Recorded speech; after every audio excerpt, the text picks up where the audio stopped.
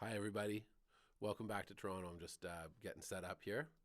Hope everyone's feeling good, and hope you're tuning in and enjoying this content that we're putting out for you. That was a great masterclass with Sean Cleary in Montreal. Thanks for all the wonderful music, Sean. Beautiful stuff. All right, so we're back in Toronto. I've got a nice cup of Puka tea, Pukka. Relax. It's so good. So let's relax. I'm getting set to rewatch something that happened here yesterday with you. I hope everyone's here, and I hope that you're going to enjoy watching this with me. I don't know. Maybe I should. Oh, maybe we won't need to chat. Let's leave it at that. So I'm just going to start the interview. Yesterday, I sat down with Ben Maclean. I've announced it before, and we had a great heart-to-heart conversation about some of the new music he's been working on, and I learned a lot, and I think you will too. If you just tune in and have a listen, you're gonna like it. So, without going into too much more detail, I'm just gonna start the interview. All right, here it is. Ben Maclean, here at Beyond the Beat yesterday.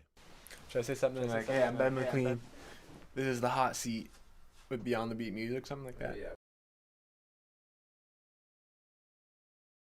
Tell me about your studio work now, and how you got some of the secrets. Can you shed some light on how you guys are cooking up your sound and like stuff that you almost feel scared talking about? Like what are you guys doing in the studio to get this wicked new sound? I mean, I kind of just started into the whole producing realm and like understanding what's going on. So a lot of it I definitely don't know. I come with like the songs and I kind of know how I want them to sound, and then for specifically the last two songs I made and the first EP, I have the whole concept and the song, and I know how I want them to sound. And then there's been another. The first one, it was Julian Sahoyos, and the previous two, the first EP was Julian Sahoyos. The previous one is Corey Adams. I work with him a lot now. He's an amazing producer. He is one of the most knowledgeable people I know about a lot of things, especially music. Like all the techniques from every time era, every genre of music. He like knows how it's all done, and he can do it. Blah blah blah, all that stuff. Yeah. It's amazing. And so, I mean, I really, again, it's like it's all about the concept that you have going into it. And I think we have a really good environment, and we work with. I'm lucky. I'm so grateful to work with so many amazing musicians, who also can contribute their amazing ideas to it, and then we just try and like capture what we do and enhance it, and like use production gear to like enhance and like express sort of the vibe we're going for. I would say. But again, it all starts with the concept. If you sit at home and you can sit at home and write a really good song and then bring it to the studio and flesh it out. But also sometimes you can use, there's been times where like I've made a song that was inspired just by the sound of guitar that I got, or that the producer got, in the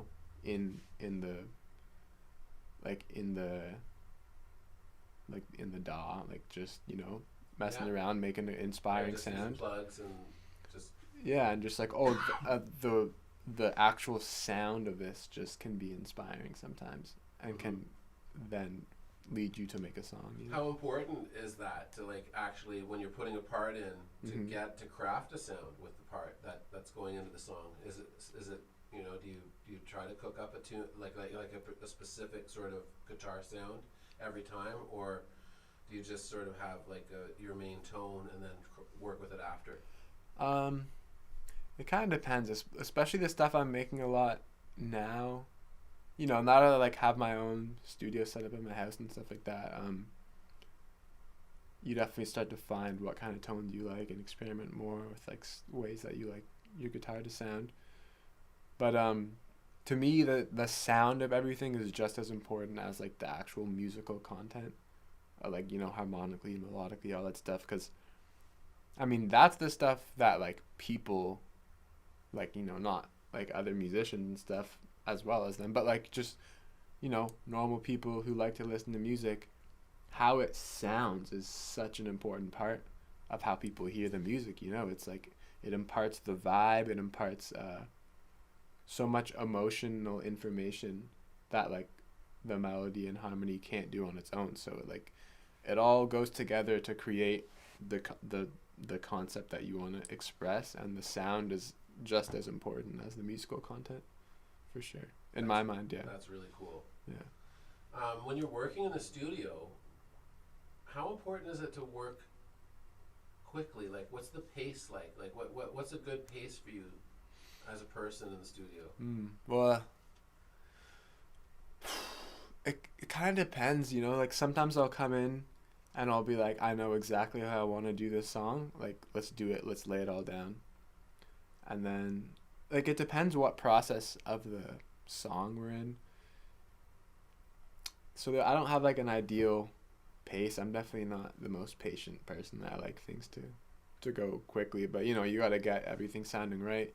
Mm-hmm. And so sometimes you know, you finish not like fully finished, but you know, get like a really good sounding demo of a song in like a couple hours. Sometimes it'll take a couple sessions. But to me, the part that like is the hardest is like once you have a really good foundation, then it's like, okay, and now we need to elevate this to take it to another level. And like it's all the little things you got to add that part always takes longer, usually, for me in my experience. Yeah. How much detail? Like, where is the art in it? Where's the real art in it? Is it, you know, little sounds, or like a little real, like what, you know, like if someone laughs, if you bury it real quiet, so there's a little laugh somewhere, or there's little human things. Do you ever play around with anything like that in your music? Well, it's all, again, for me, it's all about the concept. So if like the little details you put in enhance and help express the concept and support it, and like the overall emotional palette and vibe you're trying to create, then yeah, put that stuff in. And like, you know, I've experimented with things like that. But yeah, to me, the artistry is all, it's like in having a clear idea of what the concept is, and like the mood, the vibe, like the landscape you want to present to people, the universe you want to bring people into. Like having an idea of that just conceptually, and then like understanding how to make sure like every element you add in is in line with that, and enhancing that and expressing that. That's kind of, I think, the art of it in my mind. Yeah. So it's been said before, and it may not hold any water anymore, or maybe not to you or to anyone, but you know, that multi-track recording, like building songs that way, can only ever be an imitation of music. It can't really be music, because music is a conversation. Music is something, in a way, you're imitating. Like, what is music? Like, what got us all, like, music is jamming with, or playing music together. It's something that we do together. And one of the things that is really sometimes divisive and hard in the studio is to even come close, to try to reconstruct what that is. Well, yeah, man, I think there's a few things I think about that. First one is like, depends, on what music is to you. Like, to me, that's not all that music is, right? Like, I think that's like one of the functions and really beautiful aspects of music. But it also, just like any art, it's like, you know, it can be as casual or leisurely as you want it to be, but also like, you know, people who really practice it, it's like, again, it's always, maybe because this is just something I've been thinking about a lot recently, but it's always about like, always come back to like the concept and the universe you're creating. Like music or any art, when you're like putting it out to the world, is also, it's like an expression of what you think is beautiful, and it's inviting someone into a universe that you create, basically. And so maybe the best way to do that, like the best way to craft that universe the way you want it to be and see it, multi-track won't do it, you know? Or sorry, doing it all live off the floor together can't create it. It can't capture it, you know? Because, yeah, to me it's about the universe that you're creating and inviting people into, and what's the best way to create that and express that as clearly as you can. So I don't really buy into that, like, oh, it has to be live off the floor. And also, most people that can't, I don't know how much you can always hear the difference, you know? Well, it doesn't always have to be live off the floor. It's just, it is sometimes difficult to get that conversation, you know, that playfulness, that you know, the element of surprise that another musician might bring to it while you're playing. Yeah, I mean, you can mix a lot of techniques for together sure. and stuff. I just like personally, like sometimes when I'm tracking, you know, like when I'm at my best, I'm not just tracking a part. I'm actually listening to the parts that are in there, and I'm playing within that. Yeah. And trying to keep it somehow so that I'm reacting to what I'm hearing, and not just get so into like a part, or that I'm, you know. Yeah. Yeah, I mean, because I think it's good to like leave room for that in the, you know, in the recording process, like just the experimenting and having something that's fresh. Like, you know, there's been times like in my recording processes where like I just come up with a part sort of by accident, and it feels really good, but there might be like, you know, a tiny bit of a mistake or something like that in it, and then I try and do it again, and it just like doesn't have the same feeling or something like that, and so, you know, we just leave it in, or we just like tweak it a little bit so that like you can like hear the discovery and the experimentation in the part, like the freshness in it. So yeah, I think there's a good balance to be had between the two. Yeah, it's definitely fun as the song starts to take shape. Once you start to really get it, you know, you listen to it and you get a charge off of listening to it as the, you know, because there's always early on, sometimes there's like moments where it's like, oh no, you know, like early on when you're starting to put a song together, it's a bit hard, right? And it's a bit unforgiving, right? It can be, a little bare, and it's like you can lose your confidence listening to the tune a little bit, and you know, it needs to be, as it starts to take shape a little bit more, and it starts to be good. I guess it's the same with a lot of art forms.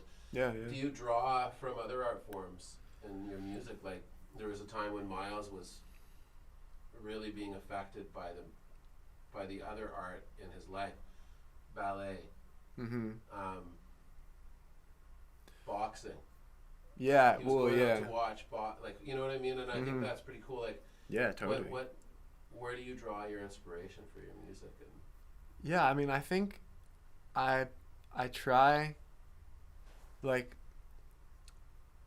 I try and view the world more as like, how do I say it? Like a lot of things can be done artfully, or like you can, like, you know, like I think of like you can draw inspiration as an artist from so many different things, because like there's so many like artful and like beautiful things in life. Give me an example. Like Kobe Bryant, the way he plays basketball is beautiful to me. Like he's like an artist. There's something more than playing the game. There's like a style. There's like a real personal style to the way he plays, and there's like lots of other players like that. But like anyone doing something at a really high level, not anything, I don't want to say anything, but there's so many different things where like if you're doing something at a really high level, sorry, I'm just gonna maybe try and tackle this from a different angle. I definitely do try and consume, or you know, like lots of different kinds of art. Like I love watching movies, TV shows. I love reading, because to me it's all, like I keep saying, the concept and the universe, like books, movies, visual art, all that stuff. It's like it's like the practice of creating a universe that is, you know, based on what you think is beautiful, the way that like you see beauty in the world, and like trying to express something about the human condition. And anything done at a really high level like does that, I think, artistically. And so I think I try and learn a lot just to like take in things and like find out what I really love in different kinds of art, you know? And then try and be like, what's like the common thread? Is there some like common thread across all these things? And you kind of like find what you think is beautiful, and then you can express it more because you find out what it is. Yeah. Yeah. I love that. What are you reading right now? It sounds like you're an avid reader. I usually am. I haven't been since I got my whole like home studio set up. I've literally just been working on that for like hours and hours a day. Yeah. Hours and hours a day. The last I read some really good books recently. Homegoing by Yag Yassi. It's a really amazing book about it's by she's like a Ghanaian author, and it's about these two siblings who are separated at birth. One of them two sisters, and one of them like ends up, or sorry, it's about like the whole like generations after them living on. One of them like ends up going to America, one of them stays in Ghana. Whole bunch of stuff happens, and it's about a lot of things. Anyways, it's really beautiful. It's like one of the most beautiful things I've read, one of the most things that's like affected me the most. I would just suggest reading it. It's yeah, that's the last thing I read that like really hit me in my soul, you know. That's great. Yeah. Well, I'll have to get that, dive into it. Yeah. Some of the greatest artists, I think, musicians, have really, I mean, they flirted with madness. That's how much work they put into their music. Like, how are you willing, like how far are you willing to go into this journey? Like, think about it. Mm-hmm. Some of the, the early jazz, how deep they were going into the bebop to get that sound, and like how hard a worker are you? Is that important? Is that too much? Is that maybe not a vibe that works? I think it is, and like I definitely got, both my parents are like really hard workers and very meticulous, and I think I got that from them, inherited that from them, and definitely it's just like there's different ways of working on things. When I was like playing jazz, I wanted to just be the best guitar player, period, and I had a phase of about 4 or 5 years where I practiced like at least 4 hours a day. There was like a whole year where it was like 10 to 12 hours a day, literally, and then but otherwise it was just like minimum 4, 4, 5, 6. Yeah. Just like really focus on that specific thing. Obviously that helped in a lot of other areas, now I'm like just working on the production stuff, like probably the same like 8 hours a day, something like that, really. But it's a lot more now, because I'm also,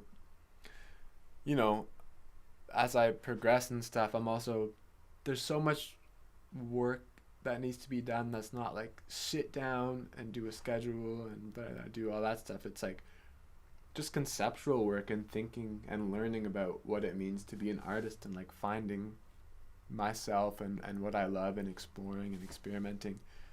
And luckily with the production stuff, that's part of that process. But I think like for anybody, there has to be, getting good at anything, there has to be like a long period where you really do the grunt work of tons and tons of practice, and it's like restricting in a way. You have to like give yourself like limitations, and bind yourself down a bit, and then you learn a bunch of things, and then you have more freedom after. Yes. So, but I think master it, really. Yeah, and then not that I by any means have mastered anything that I'm doing, but I think it's like really important to have that that sense of like really like, you know, strict practice. That's what at least has worked for me, but then also balancing it with curiosity and wonder and exploration, all those things. But I think both of them are important, unless you're just born a genius, which some people are, but not many people. So for me, it's both, you know, refine and explore, back and forth. So somewhere out there in the world listening to this interview, which I'm really enjoying, by the way, just listening to the chat. I'm really enjoying this so much, by the way, is a young songwriter that we don't know yet, and they're soaking this in, and they're hearing you talk about this, and they look up to you. What, if you could look back, right, look at your younger self, what would you, what's something that could really help them? What should they be doing? Is there anything that, you know, you wish you discovered earlier, or is there some way that you can open it up for them? Because it's not easy to put it all together, you know, the songwriting, to get it, like, there's just so many things, and some people, like, there's things that we all struggle with, and like, what could help them? I'll try and give a few things. Of course, there's no one trick easy answer. I would say one of the most important things is listening to a lot of music, like listening to a lot of good music, finding out what you love, like what resonates with you, like, and trying to make stuff that gives you that same feeling, you know, like when you listen to something really amazing, you know how it feels, and when you make something, you should have a feeling in that same landscape of feelings, sort of. But yeah, the listening is really important. Like, you got to listen to a lot of good songs, and you soak it in, and it comes back out of you. The concepts, the patterns of like what makes a good song. If you listen to a lot of good songs, you'll consciously and unconsciously take in what makes a good song. If you listen to tons of them, you know, you draw a lot of things from it. And yeah, I would say that's a really important thing. Yeah, I think it's the most important thing. And just realizing that it takes time, but you just have to you just have to keep doing it. And that the beautiful thing about it is that in doing it, you learn things about yourself, and you know, discover yourself, and you can push yourself further too, as a person. So it's like a really worthwhile endeavor to keep at.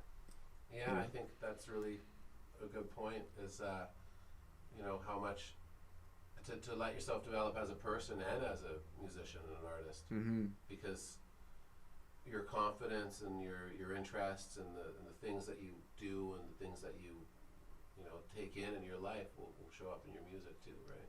Yeah. So. Totally. Yeah. If you could have two lives, and you could let your music life continue and follow your dreams and go about it, what would your second life be? What would you pursue? Because, you know, how would you live that second life if music wasn't in it? I mean, as a profession, of course, music is in all of our lives. Yeah. Man, the best way I can answer that is just like some of the other things that I love doing. I love cooking. I don't know about being a chef, though. That seems not, you know, the reality of being a chef doesn't always seem as nice as it is. Maybe I think I just like cooking at my house, and I'll probably keep it at that. I think it'd be really cool to be a psychologist, but like a researching one, you know, uncover. It's not, you know, it's not that different from music. It's just like a different side of the coin of like uncovering what it means to be human, sort of. Yeah. So I would say that would be like a perfect split life, because it's like the same thing in a way. It's just like a different angle at it, I guess. Yeah. Sort of. Yeah. So that's what I'd say. And I've always been interested in that and that kind of stuff. Like I, you know, do reading and stuff like that. Yeah. Very cool. I didn't know that. Yeah. What's your favorite dish to cook? Yeah, I don't know if I have one. I mean, I really love Thai food, so You do, eh? I really love cooking Thai dishes. I have a few that I really like. I really like. Um, what else do I like cooking? I like cooking pastas, like different kinds of Italian food, pastas. But Thai food, Thai dishes are my favorite. I love making stir fries. I love making like cold noodle salads with tons of veggies. Yeah. Um, Mango. Oh, green mangoes. Oh man. Thai flavors. Some of my favorite. There's like such a good balance of salty, sweet, and sour, Yeah.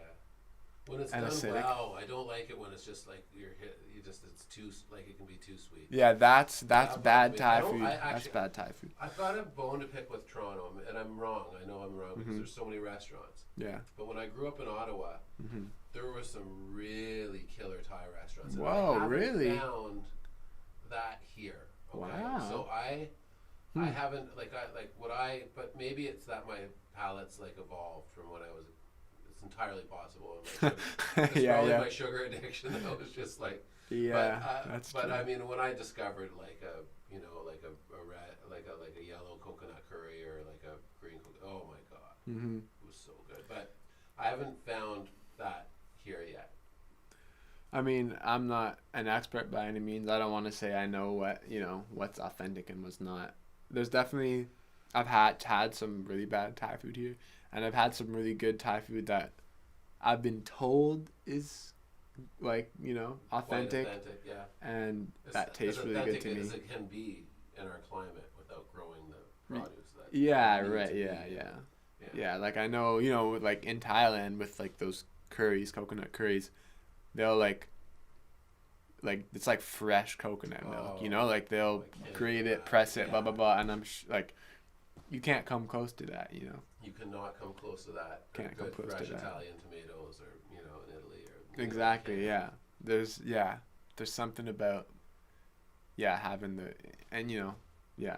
So, but as close as it can get, I think there's some good places, yeah, There's a real cool connection between music and cooking. for sure. The timing and the vibe, just your feeling and how you're reacting to sometimes the To the ingredients elements. that you have, and Yeah. sometimes it's good. Mhm. Like some of the best stuff I've made, it just happened to be in the fridge, and I sort of I saw something when I Mhm. Yeah.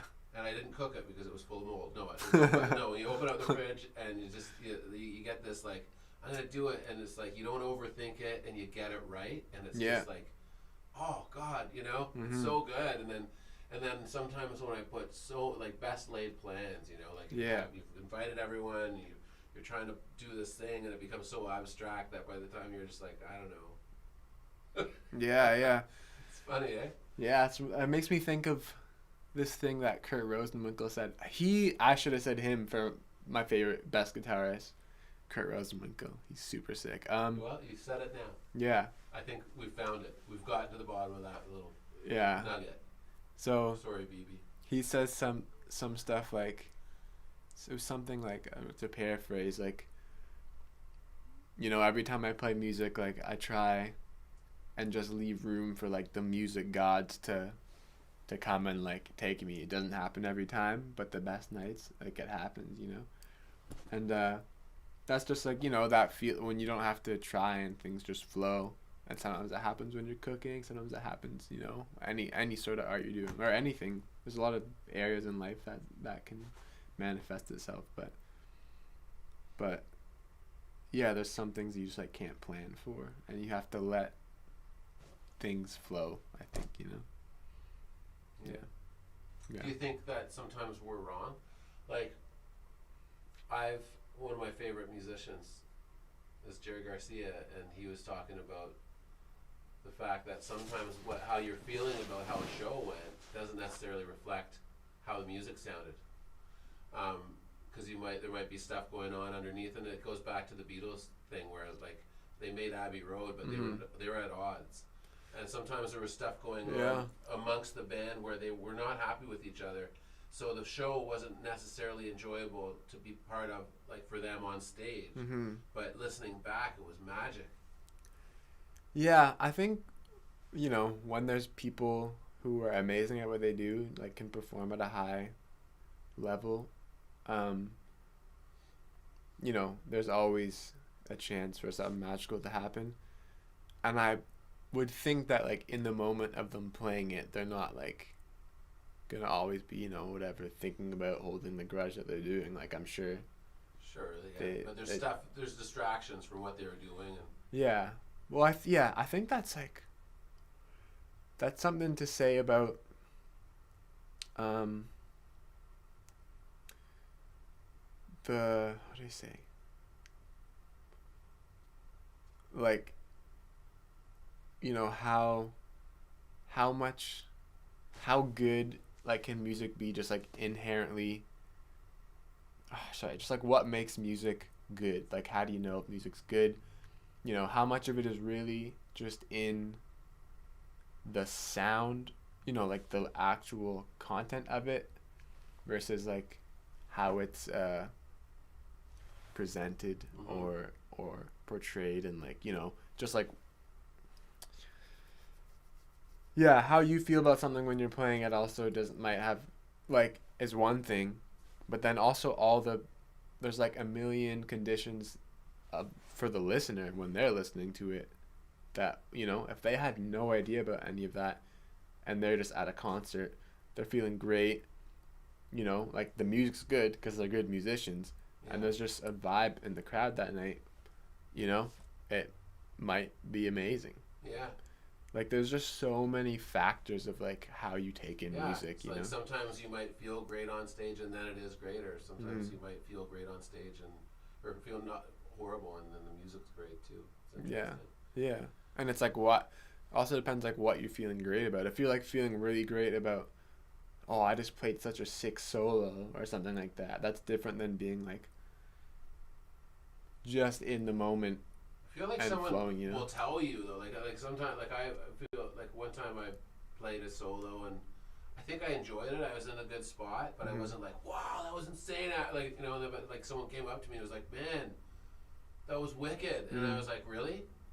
Oh, True. okay. And then I listened back and it was. You know, Yeah. like you don't sometimes don't know.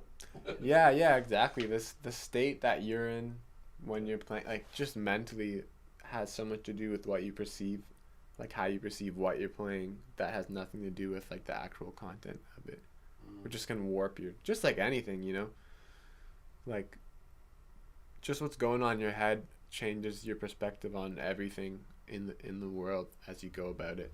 Yeah. So people listening like don't have all of that background information. They have their own, and that affects how they hear it. Music. Yeah. What you know? What can you tell us about the new releases that you have coming out? 2 new songs. Yeah, so I have a double single, and I released one song already, Elixir, and the next song, Dragon Fruit, will be coming out on December 11th. And they're sort of like brother and sister to me, the songs, in a way. That's why we're releasing them together. We didn't plan on it originally, but as I was making Elixir, I made Created first. And as we were making Dragon Fruit, I realized, hey, these songs go really well together. And thematically and musically, there's just something about them. They're like, they're a pair. And so I decided to put them out as a double single.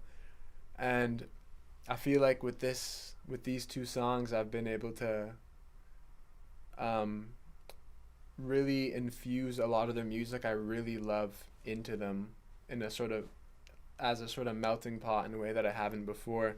There's a lot of my indie influence. I tried to put in a lot of the music influence I have from like West African music, like high life music, a bunch of layered guitars. There's a lot less keys in this. It's really guitar centric music, you know, 2 guitars, 3 guitars happening at once. And mixed with like modern R&B production elements and like harmonic palette, I would say. So I feel like I've been able to capture more of who I am as an artist in these 2 songs. Because your singing has taken a massive. I mean, it's always been great, and I've always enjoyed it. I don't want to like, but Yeah. I really feel that something special has happened here. What is it? How did that happen? Well, singing is, I've been a guitar player and thought of myself mainly as a guitar player for quite a long time, about like 10 years, maybe a bit more. And once I started wanting to make my own R&B music, I was like, I gotta try and get good at singing. So I've been working on it nonstop for about a year, 2 years, I think, almost 2 years now. So it's coming along, Yeah, and it is. it's yeah, it's been a really fun challenge. I've singing along with a lot of records that I love. Sing along to a lot of Sam Cooke. I sing along to tons of Daniel Caesar, another great Toronto artist called Dylan Sinclair. Um, yeah, so that's been another interesting part of this whole journey, is learning how to sing so I can express myself with my voice as competently as I can on guitar. Yeah. Yeah. Was there when you was it a conscious decision to go a little bit more into R&B for you? I know that you're a very gifted and dedicated jazz guitarist. So Well, yeah, I was very focused on jazz for a period of about like maybe like 6 years, I'd say. 6 years. Before that, I was really into indie music and blues and yeah, mainly that. And I got really into jazz, and then I started feeling a little bit, I guess I would say, boxed in, and I felt I felt like a lot of the jazz that I really loved was older jazz, and I feel like jazz is a very niche kind of music, and and also learning jazz led me to get more into blues and soul and all the Black American music that's connected to it, as well as its African influences, which is in my blood. And I started just, the more I listened to all these kinds of music and studied them, I started to really feel the commonality between them all, and I just decided I wanted to make music that was not so defined to one genre, and something that like can push culture forward and push music forward today, and something more yeah. relatable, maybe for like to reach a larger audience. Is that I mean, that's definitely part can of you it, say yeah, that? because Like, I think, yeah, I would say that for sure, because yeah, a lot of people don't listen to jazz and they don't really care about it, which is okay, and no, it's not. No, I said. but I mean, it, No, no, I'm just yeah. yeah, and so yeah, that was definitely a decision. I was like, I want to play music that like everyone can relate to and listen to. I would say, yeah, Sure. And like, yeah. is everything okay? So this brings us to the big question, right? That is raging all the time. Mm-hmm. Is older music better than new music? Like, can anything hold a candle to Al Green? Can that be done? So I think there's a lot of there's a lot of factors in answering that question. I would have to start by saying that love I love old music, and it's like I draw so much inspiration from it. But also, I think people can romanticize it a bit, and things are always different when you look at them in hindsight. They have nostalgia. They have all these other uh, like emotional factors that make you like be attached to it. There's nothing inherent in old music or new music, I would say, that makes it better or worse. Like, there's really good music from the olden days, and there's really good music now.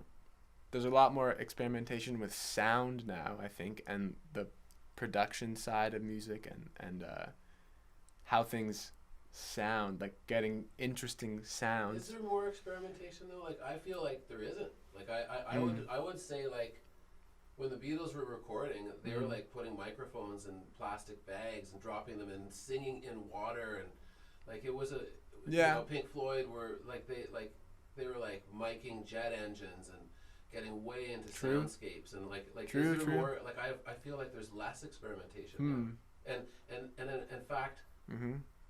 I'm pissed off about it Yeah.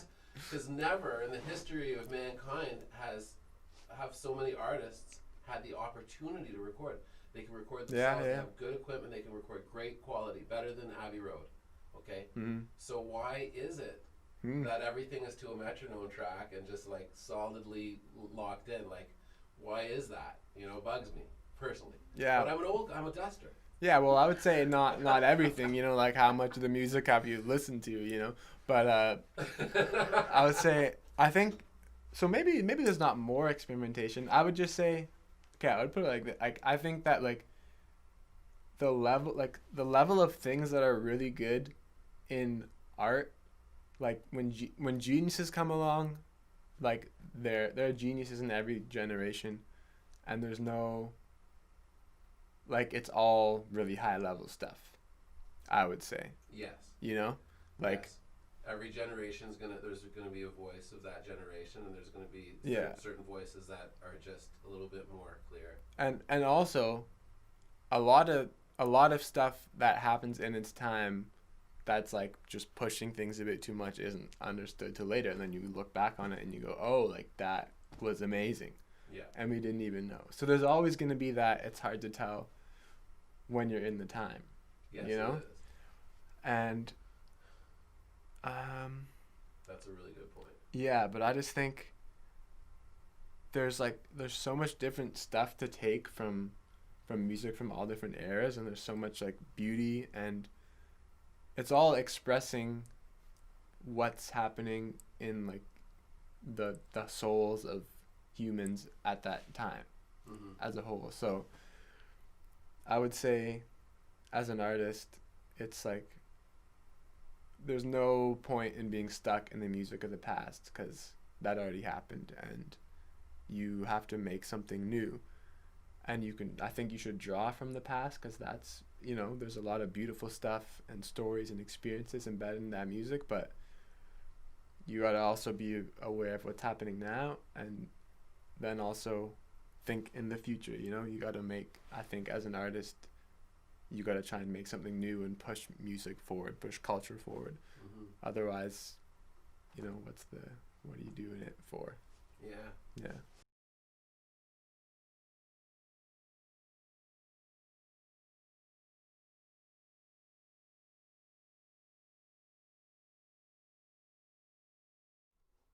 So that was my my interview with Ben Maclean. I hope it came across how enjoyable it was for me. I know I was just sort of off camera, but we felt like that was like a really cool way to do the interview, is just sort of hear this voice in the room and let the interview be about Ben's music journey. So I really hope that you guys got something from that, and that, you know, it'll sit with you, and hopefully it'll inspire you and give you something to think about, and maybe inspire you to take your dreams seriously and pursue them on a serious level, not just dabble. Like, actually see what you can do, see what you can say, because we want to hear it beyond the beat. I know it sounds maybe a little corny or something like that, but we truly want to hear what you are playing and what you are thinking, and we want to, you know, help you get that music out. It's a huge mandate of what the studio is now. So I guess I'll be totally frank and honest. Like, our mandate and our dream with the full facility here, it's a full 16-track recording studio with excellent equipment and film equipment, and we want to build a broadcast music station. I know it's funny, but we can do it.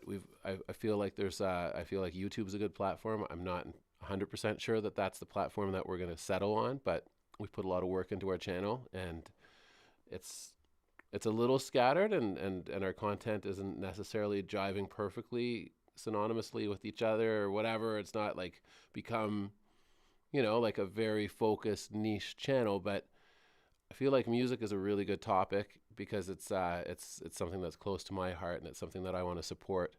and I always have wanted to support. And I feel that maybe we see something now that this channel can be, and that the artists that we're affiliated with and the people that the music that we care about can be, and we want to help that music get out. So if you have ideas for content, if you have ideas for creations, if you have ideas for things that we can work on and maybe do better, we can take it. Let us know. We want to know. We want to know what you think. For those of you that don't know what or who we are, we're actually a music school. So we teach music. There's all kinds of incredible musicians that work here and teach here, and they're fantastic. I mean, on just so many levels. There's a violin instructor, Erica Beston. There's Sam Cogan on keys, Courtney Waldy, vocal instructor, Tariq Henry, vocal instructor. There's just fantastic musicians. Will Gooch, guitar, piano, and spirit guide. Sean Clary, you would know from the channel. We've got an amazing resource of knowledge and wonderful people that can teach you. It's a fully functional recording studio, a film studio. It sounds like I'm saying it's a lot. It's just a really humble and cool little niche here in Toronto, and we take our music seriously, and we take our teaching seriously. So we want to share that love of music with our students. It's really important. I mean, what we're doing is we're building a channel on YouTube. It's a space for music lessons from people starting out to, more sophisticated, finger picking and, deep sort of instrumental music that Sean's looking at, or music production. So we're trying to build really informative content. We're trying to bridge artists with listeners, so that you and creators. So interviews like the one that you just watched with Ben. That's something that we're trying to do, and we're trying to do things that we don't know we're trying to do yet. We don't know who we are, and we're getting there day by day. And I just want to reach out to anyone with my heart and say that I don't want you to give up on your music dreams.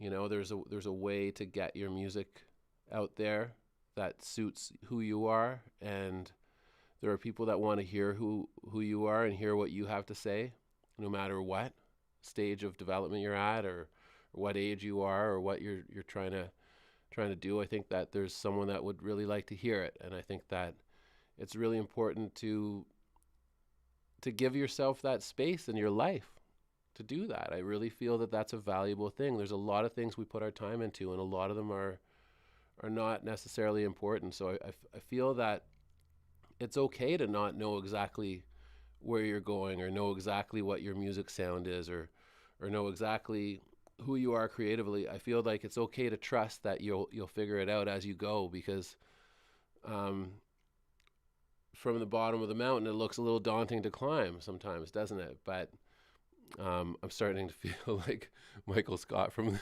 The Office, with like just sort of really abstract, weird, and funny analogies. But I hope it's coming across genuine, because it is. And that's the funny thing about The Office, is I know Michael's genuine, and that's why it hurts to hear myself talk sometimes, because I think I remind myself of him.